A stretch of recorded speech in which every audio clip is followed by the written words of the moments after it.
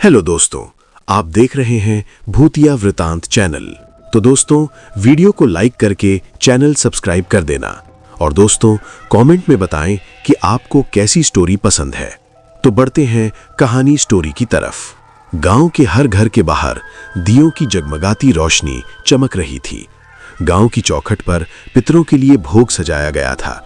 ढोल नगाड़ों की आवाज हर तरफ गूंज रही थी। सामने से डोली में बैठी नई नवेली दुल्हन गांव की चौखट पर पहुंचने ही वाली थी, मगर गांव की चौखट पर पहुंचने से पहले ही डोली को नीचे उतार दिया गया और समीर ने हाथ बढ़ाकर अपनी पत्नी प्रेरणा को डोली से नीचे उतारा। समीर की मां ने प्रेरणा के हाथ में आरती की थाली पकड़ाई, जिसमें एक ज्योत प्रज्वलित थी और भोग के लिए उसमें कुछ मिठाइयां रखी हुई थीं। ये लो बहू, इस आरती की थाली से गांव की चौखट पर जाकर पितरों का नाम लेकर आरती करना। आज की रात पितरों का आवाहन करना बहुत जरूरी है। उन्हें भोग चढ़ाना। आज की रात वही तुम्हारी रक्षा करेंगे। मेरी रक्षा करेंगे? किससे मेरी रक्षा करेंगे? आज तक मैंने कभी किसी की शादी में इस तरह की रस्म नहीं देखी, जहां गांव की चौखट पर पितरों को आवाहन दिया जाता हो। पितरों को आवाहन तो हर कोई अपने घर के भीतर देता है, और गांव के हर घर के बाहर दिए क्यों जलाए गए हैं? आज तो दिवाली की रात भी नहीं है। दिवाली की रात भले ही नहीं है बहू, लेकिन यहाँ पर किसी की शादी की रात अमावस की रात से कम नहीं होती। अगर गांव के किसी भी घर की चौखट पर जलता दिया बुझ जाए तो अनर्थ हो जाता है। गांव पर मंडराने वाली प्रेत शक्ति वधू पर हावी हो जाती है। इसीलिए चौखट पर आरती ले जाकर पितरों का आवाहन करके उन्हें भोग चढ़ा दो। चलो। आशा की बातें सुनकर प्रेरणा कुछ घबरा सी गई, मगर वो अब उनके घर की बहू बन चुकी थी। इसलिए उनके घर और गांव की रस्मों को करने के अलावा उसके पास अब दूसरा कोई चारा नहीं था। इसलिए उसने गांव की चौखट पर पहुंचकर पितरों को आवाहन देना शुरू किया। वहां पर बज रहे ढोल नगाड़ों की आवाज अचानक से और तेज हो गई, मगर उनकी खुशी को कोई झुककर देख रहा था। गांव के घर के पीछे काला लिबास पहने कोई शख्स उनकी तरफ ही देख रहा था। जैसे ही प्रेरणा ने आरती करके पितरों का आवाहन करना शुरू किया, तभी काला लिबास पहने वो शख्स गांव के एक घर की ओर बढ़ा और उसने उस घर के बाहर जल रहे दिए, और उसी समय आरती की थाली में जल रहा दिया भी बुझ गया। हे भगवान, ये तो घोर अनर्थ हो गया। आज से पहले तो ऐसा कभी नहीं हुआ कि आरती की थाली में जल रहा दिया इस तरह बुझ गया। कहीं हमारे पितर हमसे नाराज तो नहीं हो गए? बहू, तू ठीक तो है ना? बहू, बहू, माँ तुमसे कुछ पूछ रही है। प्रेरणा, तुम माँ की बात का जवाब क्यों नहीं दे रही? अरे क्या हो गया है तुम्हें? कुछ बोलो तो सही। जब बार बार सबके बोलने पर भी प्रेरणा ने किसी की बात का जवाब नहीं दिया, तो समीर ने उसके कंधे पर हाथ रखकर उसे सहलाया। प्रेरणा ने उसी समय उसका हाथ अपने कंधे से झटक दिया। उसने पीछे मुड़कर समीर की तरफ देखा तो उसकी आंखें सुर्ख लाल हो चुकी थीं और चेहरा सफेद पड़ने लगा था।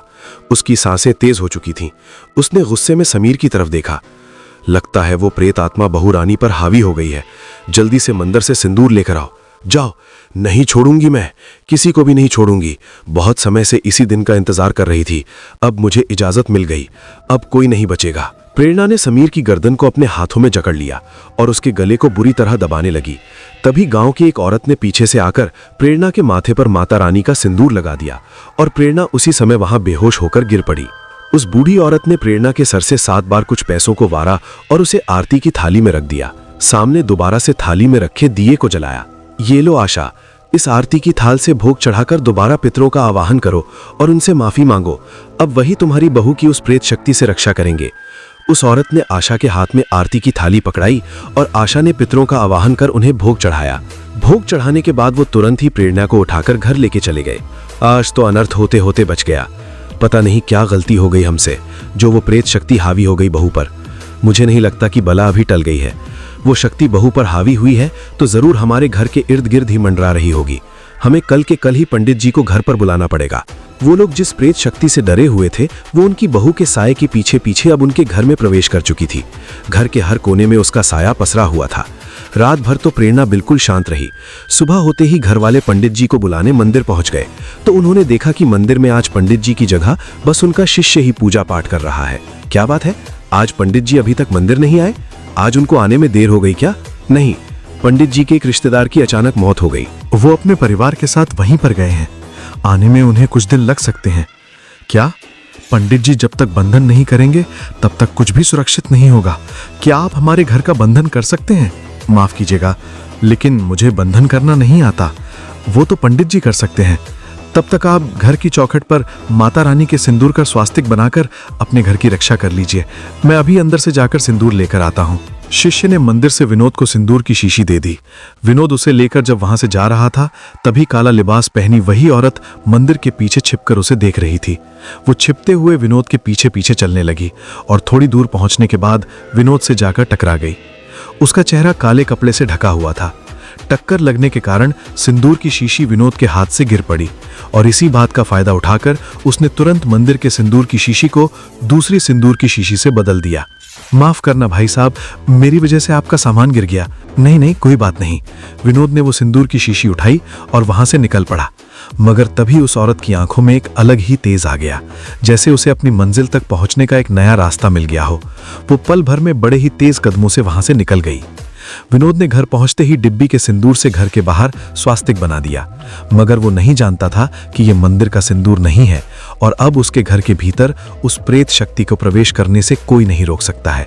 जैसे ही विनोद ने घर के भीतर प्रवेश किया, उसके सामने एक काली परछाई भी घर के अंदर दाखिल हो गई। प्रेरणा बहू, आज तुम्हारी पहली रसोई है। खाने में सबकी पसंद का ही खाना बनाना और मीठे में हलवा जरूर बनाना। समीर को सूजी का हलवा बहुत पसंद है, काजू किशमिश जरूर डालना। ठीक है माँ जी, मैं खाना बना लेती हूँ। प्रेरणा खाना बनाने रसोई की तरफ जाने लगी। तभी उसे लगा कि पायल पहने कोई औरत उसके साथ साथ चल रही है। उसने अपनी नजरें घुमाकर देखा, मगर वहां पर कोई भी नहीं था। कल रात के हादसे के बाद प्रेरणा पहले ही घबराई हुई थी, मगर उसे अपनी पहली रसोई बनानी थी, इसलिए इस बात को अनदेखा कर वो रसोई में चली गई। वो हलवा बनाते हुए अपने हाथ से करछी जला रही थी, तभी उसके हाथ पर किसी ने अपना खून से सना हाथ रखा और वो सारा खून टपक कर उस हलवे के भीतर गिर गया। इससे पहले कि प्रेरणा चिल्ला पाती, उसकी आवाज उसके गले में ही अटक कर रह गई। उसने जैसे ही मुड़कर देखा तो खून से सनी एक औरत उसके सामने खड़ी थी। उसे देखकर वो बेहद भयानक तरीके से मुस्कुराई और उसके मुंह से टपकता हुआ खून जमीन पर गिरने लगा। प्रेरणा इस हद तक डर चुकी थी कि वो हिल भी नहीं पा रही थी। तभी अचानक उस औरत की भयानक हंसी बिल्कुल गायब हो गई और वो हंसी अब प्रेरणा के चेहरे पर छा गई। वो खाना लेकर टेबल पर गई, मगर उसने किसी की भी थाली में खाना नहीं परोसा और किसी भूत की तरह जाकर वहां खड़ी हो गई। अरे क्या हो गया प्रेरणा, तुम खाना क्यों नहीं सर्व कर रही हो? सबको भूख लगी है, खाना दो ना। समीर के इतना कहते ही प्रेरणा आगे बढ़ी और उसने कैसरोल के ढक्कन को उठाया। लेकिन जैसे ही समीर ने कैसरोल के अंदर देखा तो डर के मारे उसकी आंखें फटी की फटी रह गईं। कैसरोल में सूजी का हलवा खून से लथपथ था और प्रेरणा इस हलवे को एक अजीब सी हंसी के साथ उसकी थाली में परोस रही थी। ये तुम क्या कर रही हो प्रेरणा? इस हलवे के अंदर ये खून कहां से आ गया? तुम मेरी थाली में आखिर ये क्या परोस रही हो? किसका खून नहीं है? प्रेरणा ने भयानक तरह से हंसते हुए समीर की तरफ देखा और उसके मुंह से भी खून रिस कर गिरने लगा। वो अचानक से समीर की तरफ बढ़ी और उसने समीर के बालों को पकड़कर उसके सर को सामने डाइनिंग टेबल पर जोर से दे मारा। समीर के माथे से खून का फव्वारा फूट पड़ा। तभी आशा भागती हुई वहां आई। ये तो क्या कर रही है बहू? दिमाग तो खराब नहीं हो गया तेरा? देख तो सही कितना खून निकल रहा है समीर के माथे से। हट यहाँ से, देखने दे मुझे। आशा प्रेरणा को धक्का देकर आगे बढ़ने लगी, मगर तभी प्रेरणा ने आशा की गर्दन को अपने दोनों हाथों से पकड़ा और एक ही झटके में उसकी गर्दन को मरोड़ डाला।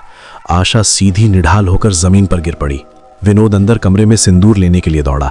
वो जल्दी से सिंदूर लेकर आया और उसने सिंदूर को प्रेरणा की तरफ फेंका, मगर मुझ पर सिंदूर पड़ते ही प्रेरणा जोर जोर से हंसने लगी। ये देखकर विनोद के पैरों तले से जमीन खिसक गई। ये कैसे हो सकता है? मंदिर के सिंदूर का इसके ऊपर कोई असर क्यों नहीं हो रहा? मुझे छोड़ दे, जाने दे मुझे।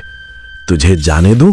तुम तीनों को चुन चुन कर मारूंगी और जब तक तुम तीनों मेरी आंखों के सामने अपना दम नहीं तोड़ देते, मैं मुक्त नहीं हो पाऊंगी। क्या हम तीनों को मारने से भला तेरी मुक्ति कैसे होगी? हमने तेरा क्या बिगाड़ा है? हमसे जो भी भूल चूक हो गई है हमें माफ कर दे। माफ कर दूं तुम लोगों को? माफ कर दूं? भूल गए तुम तीनों ने क्या किया था मेरे साथ, गंगा के साथ? गंगा? हाँ गंगा, और ये गंगा अब अपना बदला लेकर ही जाएगी। इतना कहते ही प्रेरणा ने विनोद के गले को कसकर पकड़ लिया और उसकी आंखों में वो सारी धुंधली यादें सामने आने लगी जिसके कारण उन लोगों के साथ ये सब हो रहा था। अरे क्या हो गया तुझे? तू इस तरह रो क्यों रही है? और मैंने तुझे कितनी बार बोला है कि इस तरह मुझे बाहर मिलने मत बुलाया कर। अगर किसी ने देख लिया ना तो बखेड़ा खड़ा हो जाएगा। अगर तुमने मुझसे शादी ना की तो बखेड़ा तो तब खड़ा हो जाएगा। मैं 3 महीने से पेट से हूं। मुझे आज ही ये बात पता चली। अगर गांव में किसी को ये बात पता चल गई तो मेरी माँ तो मुझे जान से ही मार देगी। अब हमें शादी कर लेनी चाहिए। तुम अपने घर वालों से बात करो। तो तुम्हारा दिमाग खराब हो गया क्या? कैसी शादी? कौन सी शादी? अरे हमारे घर में काम करने वाली नौकरानी की बेटी हो तुम। अरे तुमने सोचा भी कैसे कि मैं तुम जैसी लड़की से शादी करूंगा? इस बच्चे को मैं नहीं अपनाने वाला। क्या पता किसका पाप अपने पेट में लेके घूम रही हो। क्या ये सब क्या बोल रहे हो तुम?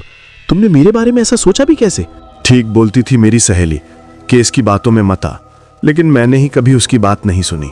मगर कोई बात नहीं, अगर तुम मुझे नहीं अपनाओगे तो मैं ये बात खुद से पूरे गांव में फैला दूंगी। भले ही मेरी जान जाती हो तो चली जाएगी, लेकिन चैन से मैं तुम्हें भी नहीं रहने दूंगी। पूरे गांव में बदनाम हो जाओगी तुम, और तुम्हारे परिवार का जो ओहदा है वो भी मिट्टी में मिल जाएगा। नहीं, तुम ऐसा कुछ नहीं करोगी। वरना क्या? हाँ, तुम्हारी किसी बात से डरने वाली नहीं हूं मैं। मुझे अपनी जान की कोई परवाह नहीं है।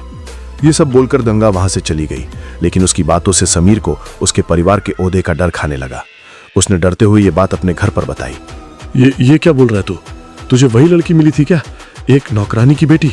लेकिन अगर उसने गांव में ये बात फैला दी तो हमारी इज्जत तो मिट्टी में मिलकर ही रह जाएगी। गांव के लोग थू थू करेंगे हम पर।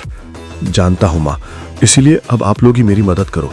अगर मैंने उसे मारा तो उसकी कुछ सहेलियों को हमारे बारे में पता है और मैं उन्हें नहीं जानता। अगर उन्होंने गांव में ये बात बता दी तो और मुसीबत हो जाएगी और सबको पता चल जाएगा कि उसे हम नहीं मारा है। तब तो एक ही रास्ता है, उससे तेरी शादी कराने का। उसके अलावा फिलहाल हमारे पास दूसरा कोई चारा नहीं है।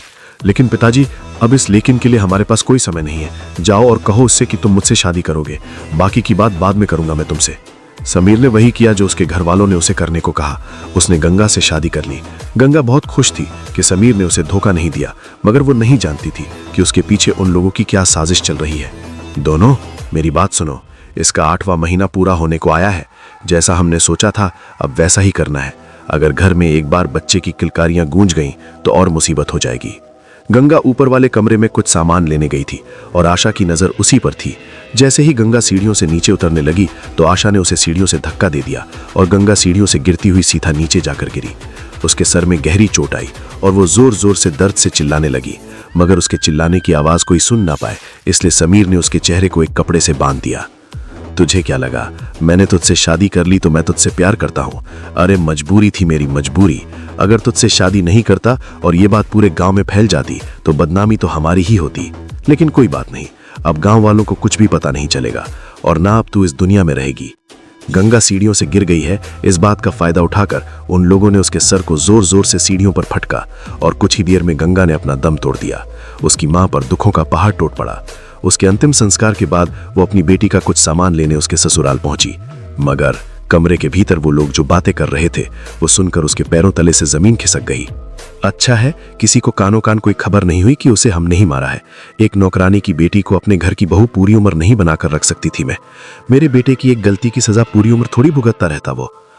इसका मतलब इन लोगों ने ही मेरी बेटी को। रेखा की आंखों में आंसुओं के साथ साथ गुस्से में खून उतर आया। वो जल्दी से वहां से निकल गई कि किसी को वहां पर उसके आने की भनक न लगे। वो रोती हुई जल्दी से अपने घर पहुंची और अपनी बेटी की तस्वीर को अपने सीने से लगाकर बिलक बिलक टटोलने लगी। तू चिंता मत कर मेरी गुड़िया, इन लोगों ने तुझे मारा है ना, तेरी जान ली है ना इन्होंने। तेरी माँ आज तुझसे ये वादा करती है कि तेरे हाथों ही इन सबको मौत के घाट उतरवाएगी। बस वो रात आने दे। उस दिन के बाद से रेखा ने काली विद्या और तंत्र मंत्र सीखना शुरू कर दिया। गंगा की आत्मा अब अपने इंसाफ के लिए भटक रही थी। जिस रात समीर की शादी हुई उस रात रेखा ने उनके घर के बाहर जल रहा दीपक बुझा दिया ताकि गंगा की आत्मा प्रेरणा के शरीर के भीतर प्रवेश कर सके और जैसा वो चाहती है उसके बाद सब वैसा हो सके। सब याद आ गया ना, जब मेरे और मेरे बच्चे के लिए तुम लोगों ने कोई रहम नहीं किया तो मैं तुम लोगों पर कैसे तरस खाऊं। तुम तीनों मेरी आंखों के सामने मरोगे। समीर और आशा को हल्का हल्का होश आया, मगर तभी प्रेरणा ने उन तीनों पर हमला कर दिया। उनकी चीखों की आवाज पूरे घर में गूंज उठी, मगर वहां पर उनको बचाने वाला कोई नहीं था। कुछ देर की चीखों के बाद सब कुछ बिल्कुल शांत हो गया। प्रेरणा बेसुध होकर जमीन पर गिर पड़ी। गंगा ने अपना बदला ले लिया था और अपना बदला लेकर अब वो हमेशा के लिए मुक्त हो चुकी थी। उसकी मां को अब गंगा वापस तो नहीं मिल सकती थी, मगर उसकी बेटी के साथ जिन लोगों ने गलत किया उसकी बेटी की आत्मा अब उन्हें अपने साथ लेकर जा चुकी थी। रेखा के मन को अब इस बात का सुकून था कि उसकी बेटी के कातिल भी अब वहां पहुंच चुके हैं जहां के वो हकदार हैं। दोस्तों, कहानी तो देख ली आपने, पर अभी तक चैनल को सब्सक्राइब नहीं किया। प्लीज सब्सक्राइब करें और एक छोटा सा कमेंट करें आपका हर एक कमेंट हमें और अच्छे अच्छे वीडियो बनाने के लिए मोटिवेट करता है और YouTube को भी लगता है कि ऑडियंस हमारे चैनल को पसंद करती है। शुक्रिया। हम फिर मिलेंगे अगले शनिवार एक नई डरावनी कहानी के साथ। आप सभी सपोर्ट बनाए रखें मेरी प्यारी YouTube फैमिली। धन्यवाद।